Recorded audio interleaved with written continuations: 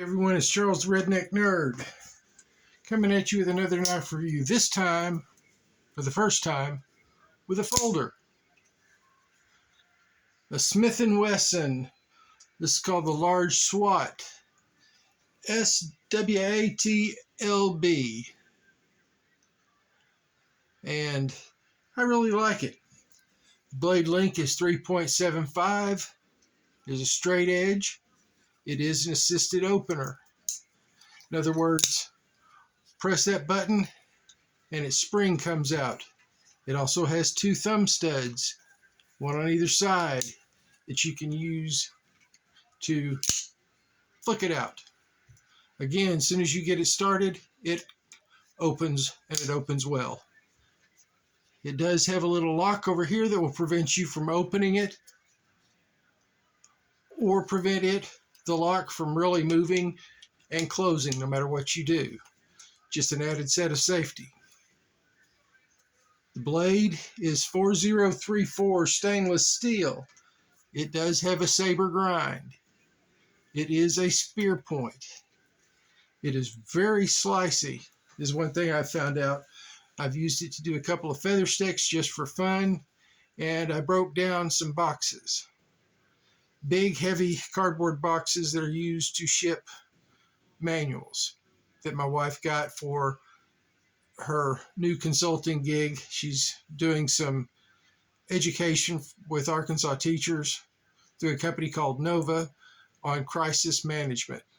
That includes school shootings, fires, tornadoes, weather events, anything that could cause a crisis in a school. They train teachers on how to deal with it. So my wife got, I think, 75 books this past time, manuals, workbooks, other stuff. And I had to break all of those down. It took me, 45 minutes or so, 2 different days to break them down each day. And I got in about 200 to 250 cuts with it. After about 100 cuts, this will need to be honed up. I carry this small ceramic rod in a cargo pocket of my pants. It's real simple to do. Just get it. I use my thumb kind of as a general guide. 10 to 15 swipes each side. It's back where it just slices straight through the cardboard. There's no bunching. There's no wadding. It just slices. Like I said, the blade length is 3.75. The handle length is 4.875. They rounded off the overall length to 8.5. It has a thickness of around 1/8 of an inch here at the spine, or 0.125. The handles are anodized aluminum, and they do have this traction-like grip on both sides. And it kind of feels like skateboard tape that you used to put on your gun grips for Glocks and others. I thought it might be really aggressive when using it in your hand because you're going to be pushing and moving. Your hand's going to move more. It caused no problems for me. The clip is stainless steel. It also caused no problem. All of the screws are recessed except, of course, for the 3 that hold the clip on.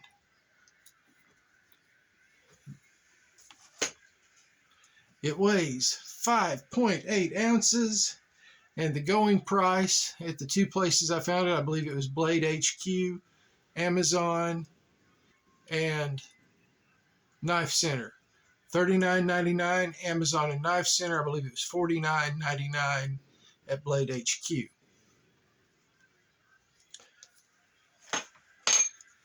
It does have a little lanyard hole. It is made in Taiwan by the same company that makes Schrades, Uncle Henry, Old Timer. And this is a good, solid blade. It feels good in your hand. It's obviously there. You can say, even with my hand, there's a little bit of extra room sticking out, and it fits perfectly. The little flipper tab stays up. It causes no problems for me anyway in any grip. And in this back grip, it kind of gives your thumb a place to rest. All in all, I've carried this and used it daily for about between 3 and 4 weeks. Can't remember exactly when it was I got it.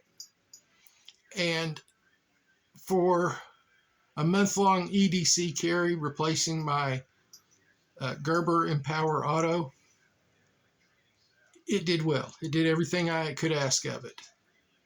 If I didn't have my Gerber Auto Empower, I would seriously consider making this my everyday carry knife. Compared to S35VN, still, no, it's not going to hold an edge as long. But it has that same heft and solidness to the build of the knife that my Gerber Empower has. And for a budget knife, well under $50 at most locations, like I said, about $40, I don't think anybody would go wrong in buying it. I know if I had the opportunity and I needed a good knife and this was available for the price, and that was the price range I had set, $30 to $40 or $30 to $50 even, I would get it. And of course, I want to share with you that little Swat is here today watching over me. Remember that, Scab. And Donnie. But we're coming to the point where we're going to the shout outs. And of course, I've mentioned Scab at Choir Boys Cutlery already. And of course, I'm shouting him out. Absolutely love the man, love his commitment to the blade community, and love his demonstrations of knives. He will put the knife through it, and by the end of it, you will know whether the knife is worth your money and your time. Donnie B all day, I can't forget him. He's a funny man. Watch some of his shorts where he tries to tell jokes anyway. He may be unintentionally funny sometimes, let's say. Of course, my buddy Gruggs over at Legion Tactical Cutlery, Joe, Steel Forged and Fire Sword and Knife, and I'm going to shout out again the Shredders. Their channel's private for now, but I think you can still subscribe, so go over there and subscribe to them. The Shredder family are good people, and they do great videos. If you're on Instagram, subscribe there, and you'll get to see them doing some very interesting skits. This is Charles Jones, the Redneck Nerd, saying, take care. And until I see you again, remember, be safe with your knives, and have a great weekend.